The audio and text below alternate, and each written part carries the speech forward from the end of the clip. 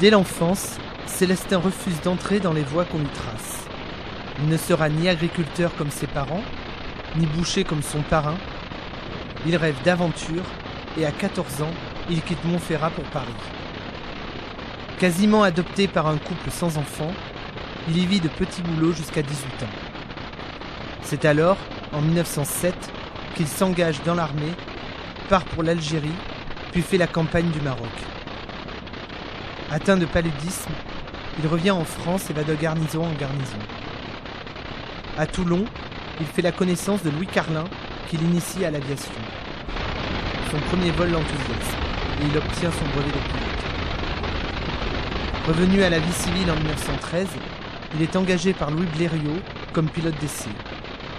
Bouvet, qui vient d'inventer un nouveau parachute, présente le modèle à Pégou. « Votre parachute est une merveille, lui dit-il.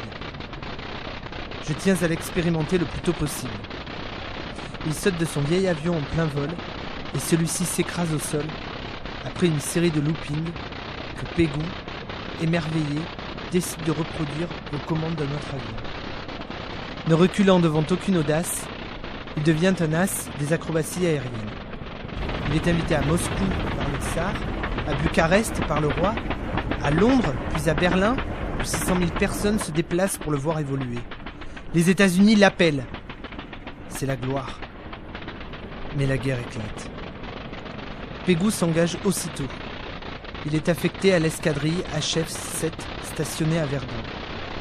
Tout au long du mois d'août 1914, il travaille dans la reconnaissance et le renseignement aérien.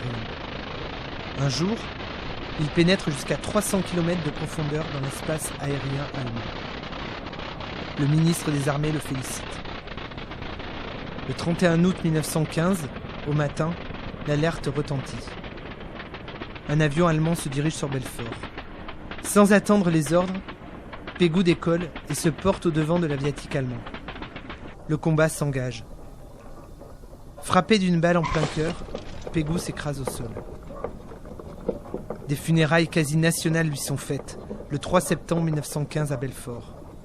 Et le 6, les aviateurs allemands qui l'ont abattu viennent jeter du haut du ciel une couronne de fleurs sur le lieu où est mort leur adversaire pour célébrer sa valeur et son courage.